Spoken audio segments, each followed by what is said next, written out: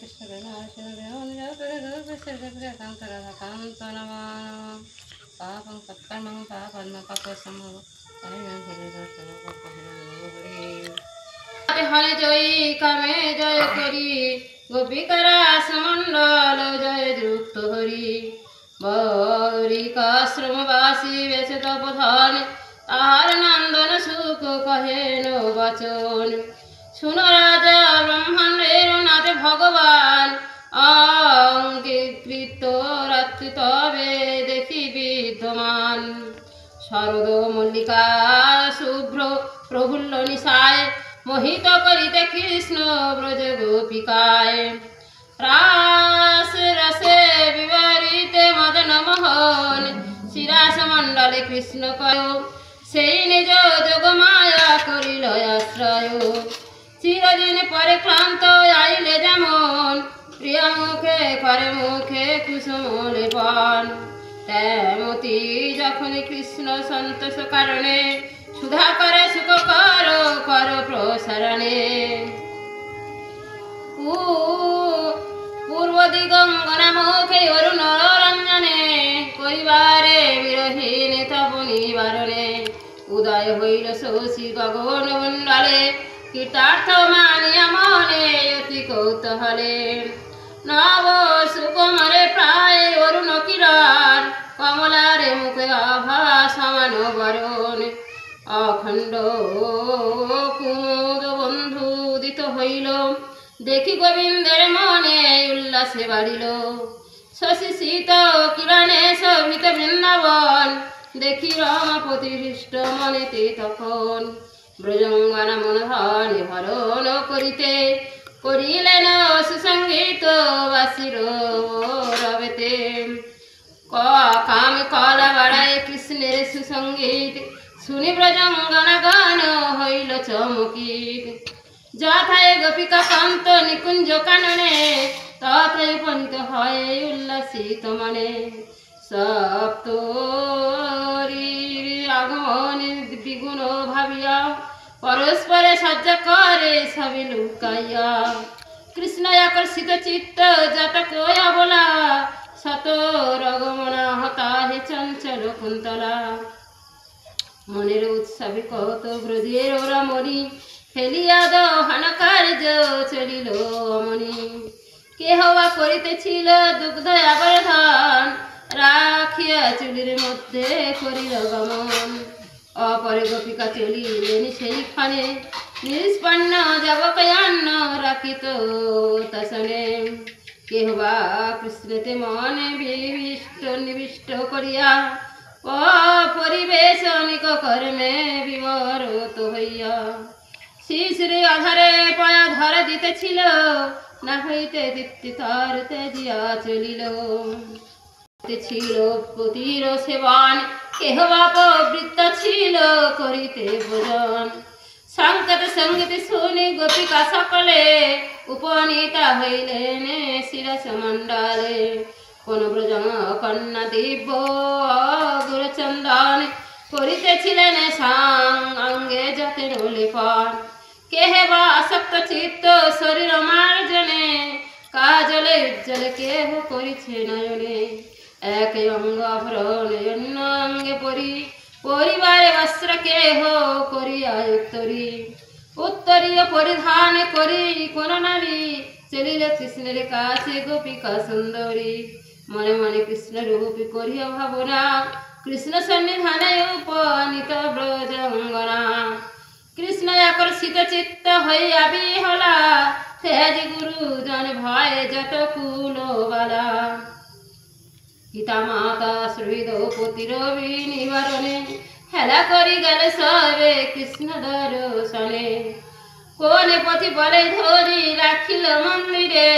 বদ্ধ করি রাখিল শৃঙ্গল দিয়া দ্বারে কেহ গৃহে মধ্যে বদ্ধ থাকি না পেয়ে নির্গম সে গোপিকা কত মত গণিল বিষম কৃষ্ণের সতৃষ্ণ মনে করি অনিবেশ মুদিত নয়নে ধায় নট বড় বেশ শ্রীকৃষ্ণের অসহ বিরহ তীব্র তাপে তাহাতে বিনষ্ট করি অশুভ কলাপে গৃহে রুদ্ধ থাকি ধ্যানে পাইয়াকে সবে শ্রীঅঙ্গের আলিঙ্গনে মগ্ন সুখ দেহ করিল মোচন পরীক্ষিত জিজ্ঞাসিল শুন মুনিবার গোপন গহনা জ্ঞান কৃষ্ণ প্রিয় মনোহর ব্রহ্মরূপে না জানিলে কিসে মুক্তি হয় ইহাতে আমারে হলো অধিক সংশয় গোপিকার জ্ঞানে বুদ্ধি না হইতে ক্ষয় গুণময় দেহ তেজি হল কৃষ্ণময় সুখদেবে কহেনে শুনো হে মহেশ্বর পূর্বেরে করিয়াছি এই বিষয় বিস্তার যেই রূপে হয়ুক যদি ভাবে হৃষিকেশ নিস্তারে পাহিবে সেই অন্য জনয়াসে প্রেম পরশরে যে বা ডাকে নারায়ণ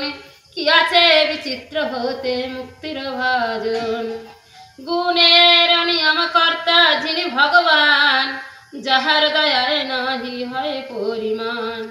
জীবের নিস্তার হেতু হে নিপুবারে লীলা প্রকাশিতে ধরিলেন কলেবার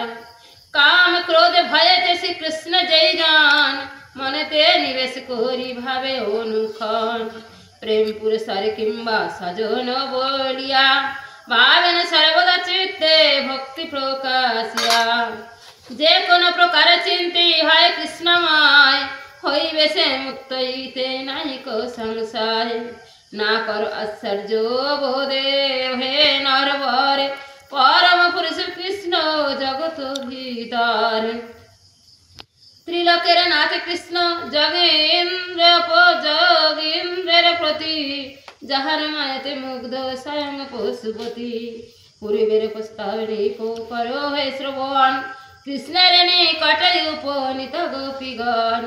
নিকটে আইল দেখি ব্রজবালাগণ বিনয় কহেন কৃষ্ণ মধুর বচন আদিগে বচন বিনাশে মোহিত করিয়া কহিলেন মৃদু হাসে কৃষ্ণ কনে সুখেতে আইলে ব্রজঙ্গনা কহ মোদের গোপী মনের বাসনা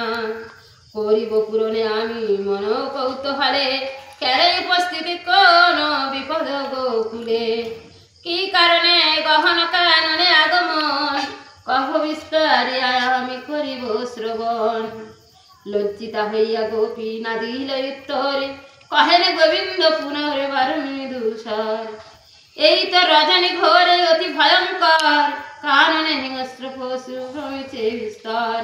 ফিরিয়া ব্রজতে যাও রমণী মণ্ডলে অবলারে বেশে যোগ্য নহে বনস্থল পিতা মাতা পুত্র সহোদর নিজ পতি তোমাদিকে না দেখিয়া হবে ব্যগ্রমতি করিবে যে অন্বেষণে প্রত্যেক ভবনে করিও না দুঃখ ভয়ে ভাবি বন্ধুগণে কৃষ্ণ বাক্য শুনিয়া যতে কো গোপীগণ ইতস্ত চারিদিকে করে নিরক্ষণ দেখিয়া গোবিন্দ কহনে মধুর বচন দেখিলে তো কুসুম শোভিত বৃন্দাবন পূর্ণ শশ ধরে করে অতি মনোহরে অনিল হিল্লালে সুকম্পিত তরুয়ারে অতএব যাও সবে আপন আগারে পিতা সেবা পতি সেবা কর গিয়া সতীত্ব আচারে রোদনে করিছ বৎস বালক সকলে তোষ দুগ্ধ দিয়া দোহ গোধন গোকুলে গোপে ক্রুদ্ধ দৃষ্টি সবে শুনি গোপীগণে তুষিতে কানেন কৃষ্ণ মধুর বাচনে যদি স্নেহ ভাবে ভাবি আমাতে সকলে বশীভূত চিত্তে আসিয়াছ কৌতূহলে উচিত হয়েছে নাহি সংশয় হাতে যেহেতু সকল জীবী তুষ্ট আমাতে নারীর প্রধান কার্য পতির সেবন আর প্রতি বন্ধুগণ সেবন পালন অকপট সন্তানের ভরণ পোষণ শুনো ব্রজঙ্গনা এই ধর্মের কারণ শিলতা বিহীন দিন দুঃখী জরাতুর অক্ষমে করেছে ব্যাধি হইয়া প্রচুর এই রূপে প্রতিতাহে হইলে পাতকি ত্যাগ না করিবে পরলোক ভয় রাখি ত্যাজিয়া আপন পতি লয়ে কুলবতী উপপতি সঙ্গে সদা বিহারেতে মতি কদাচন হয় তারি স্বর্গে আহরণ ইহলোকে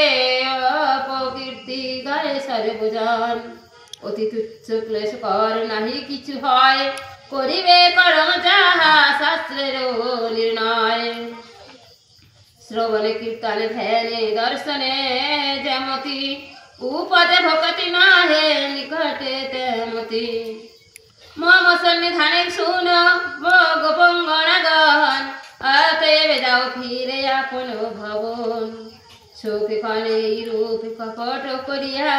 গোবিন্দ বলিল যদি গোপীরে চাইয়া তাহা শুনি গোপীগণে বিষণ্ণ হইল সংকল্প ভঙ্গেতে চিন্তা মহিতি পাইল রাগতে নিঃশ্বাস ঘন বহিতে লাগিল মলিন অধরে বিম্ব মুখ শুখাইল বদন করিয়া হেঁটে চরণের নখে চিন্তা কুলা গোপীগণে ধরণীতে লিখে